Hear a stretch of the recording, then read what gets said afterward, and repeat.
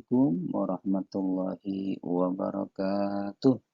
Apa kabar anakku yang soleh soleha? Semoga kalian di rumah dalam keadaan sehat walafiat dan selalu bahagia. Amin. Nah, selanjutnya kembali bersama Fahri di tema kedua, subtema ketiga, pembelajaran 5 dan 6, bersatu kita teguh. Nah, anak sekalian yang dimuliakan Allah Subhanahu wa taala, baiklah sebelum kita mulai pembelajaran ini, yuk sama-sama kita berdoa dulu kepada Allah Subhanahu wa taala. Semoga Allah berikan kemudahan kita dalam menuntut ilmu.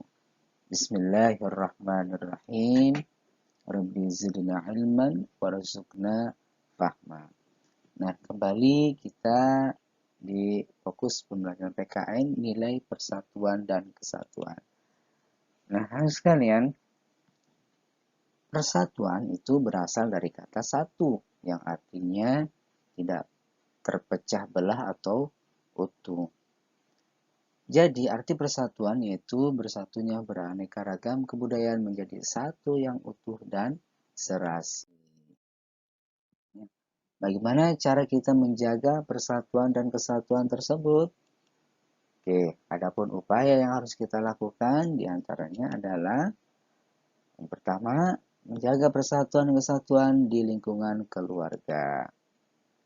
Apa saja? Yang pertama adalah mematuhi aturan dalam keluarga tentunya, kemudian mendengarkan nasihat orang tua, lalu membantu pekerjaan orang tua, dan yang kedua adalah menjaga persatuan dan kesatuan di lingkungan sekolah kita. Nah, upaya yang harus kita lakukan untuk menjaga persatuan dan kesatuan di sekolah kita apa saja? Yang pertama, mematuhi peraturan sekolah. Kedua, mudah memaafkan kesalahan teman apabila teman kita itu punya salah atau berbuat sesuatu kekeliruan. Nah, mudah sekali harus kita maafkan. Kemudian kita menghargai perbedaan pendapat orang lain atau teman kita sendiri. Nah, adapun yang ketiga, bagaimana kita menjaga persatuan dan kesatuan di lingkungan masyarakat.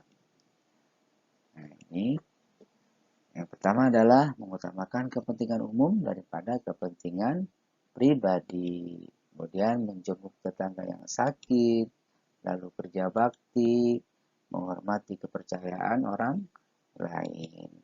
Dan juga mudah memberikan bantuan kepada orang lain yang sekiranya dia harus kita bantu.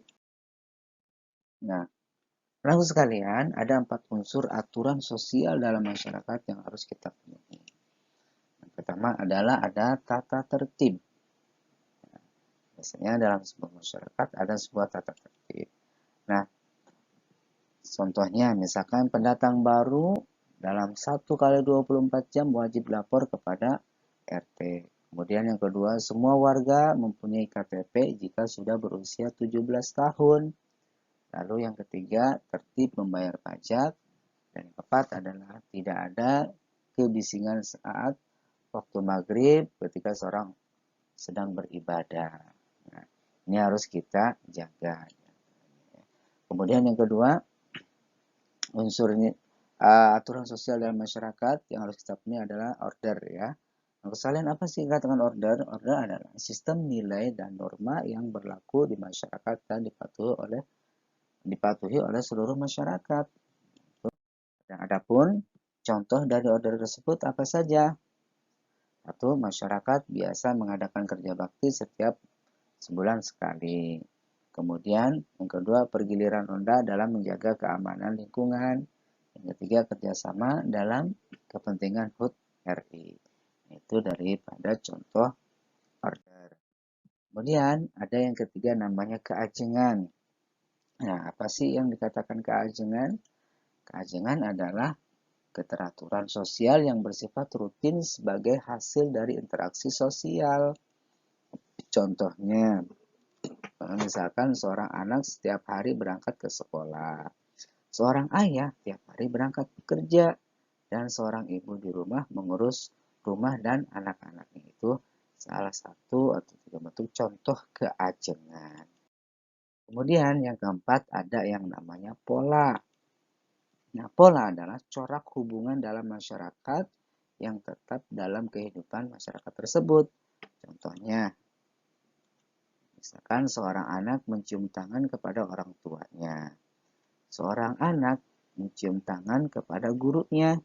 Dan misalkan ketiga adalah seorang anak mencium tangan kepada orang yang lebih tua. Nah, itu diantaranya contoh daripada pola. Nah, anak sekalian, manfaat persatuan dan kesatuan bangsa. Setelah kita mempelajari arti pentingnya persatuan dan kesatuan bangsa, upaya untuk meningkatkan persatuan dan kesatuan bangsa tersebut dapat dilakukan dengan cara apa saja. Pertama, berbicara melalui video call dengan teman di daerah lain. Ini salah satu manfaatnya. Menghubungi saudara menggunakan pesawat terbang. Kemudian menyaksikan pementasan budaya daerah melalui siaran televisi. Apalagi kemudian memperbaiki benda peninggalan sejarah sebagai sumber belajar dan pengetahuan. Nah, itu diantaranya manfaat-manfaat persatuan dan kesatuan bangsa. Adapun upaya di atas memiliki dampak positif bagi persatuan dan kesatuan, diantaranya apa saja? Nah, satu, melestarikan budaya, meningkatkan ekonomi masyarakat, meningkatkan rasa cinta tanah air bagi generasi muda, kemudian mengorbankan semangat kepahlawanan generasi muda, menambah pengetahuan generasi muda tentang perjuangan bangsa. Dan yang terakhir adalah menghormati jasa pahlawan yang berjuang demi bangsa dan negara kita. Nah, adapun manfaat persatuan dan kesatuan, anakku sekalian, ada tadi di lingkungan keluarga, kemudian di lingkungan sekolah, dan juga di lingkungan masyarakat. Kalian bisa baca di halaman 126 di buku paketnya.